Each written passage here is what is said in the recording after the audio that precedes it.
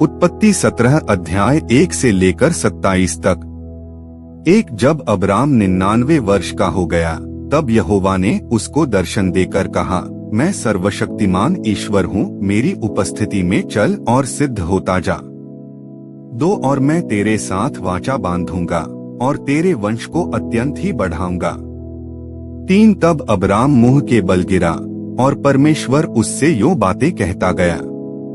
4 देख, मेरी वाचा तेरे साथ बंधी रहेगी, इसलिए तू जातियों के समूह का मूलपिता हो जाएगा।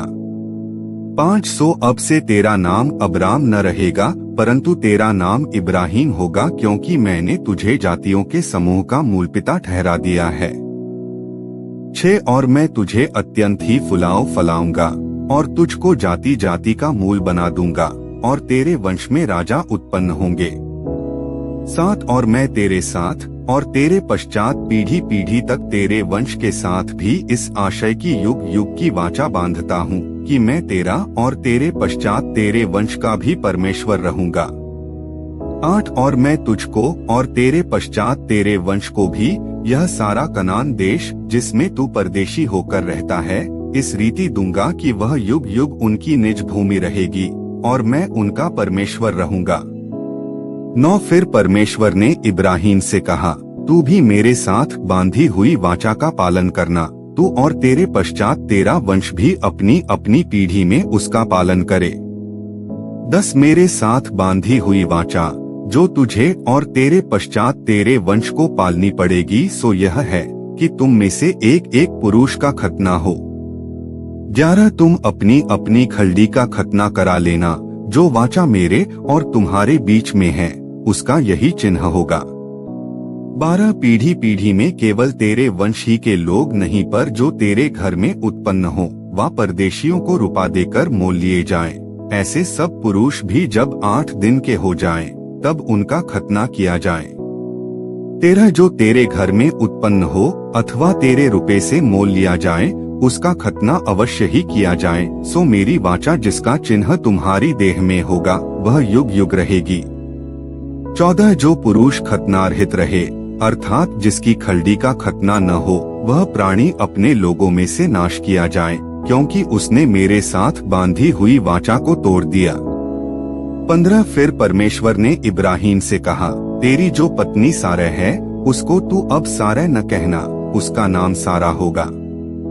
16 और मैं उसको आशीष दूंगा और तुझको उसके द्वारा एक पुत्र दूंगा, और मैं उसको ऐसी आशीष दूंगा कि वह जाति जाति की मूल माता हो जाएगी और उसके वंश में राज्य राज्य के राजा उत्पन्न होंगे। 17 तब इब्राहिम मुंह के बल गिर पड़ा और हंसा और अपने मन ही मन कहने लगा, क्या 100 वर्ष के पुरुष के भी संतान होगा, और क्या सारा जो 90 वर्ष की है पुत्र जनेगी। 18 और इब्राहिम ने परमेश्वर से कहा, इश्माएल तेरी दृष्टि में बना रहे, यही बहुत है। 19 तब परमेश्वर ने कहा, निश्चय तेरी पत्नी सारा के तुझ से एक पुत्र उत्पन्न होगा और तू उसका नाम इसहाक रखना, और मैं उसके साथ ऐसी वाचा बांधूंगा जो उसके पश्चात उसके वंश के लिए युग युग की वाचा होगी। 20 और इश्माएल के विषय में भी मैंने तेरी सुनी है, मैं उसको भी आशीष दूंगा और उसे फलाऊंगा और अत्यंत ही बढ़ा दूंगा। उससे 12 प्रधान उत्पन्न होंगे और मैं उससे एक बड़ी जाति बनाऊंगा।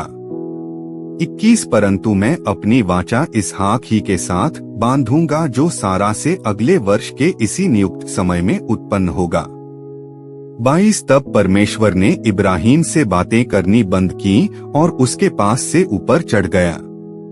23 तब इब्राहिम ने अपने पुत्र इश्माएल को उसके घर में जितने उत्पन्न हुए थे और जितने उसके रुपए से मोल लिए गए थे, निदान उसके घर में जितने पुरुष थे, उन सबों को लेके उसी दिन परमेश्वर के वचन के अनुसार उनकी खलड़ी का खतना किया। 24 जब इब्राहिम की खलड़ी का खतना हुआ, तब वह 99 वर्ष का था। 25 और जब उसके पुत्र इश्माएल की खलड़ी का खतना हुआ, तब वह 13 वर्ष का था।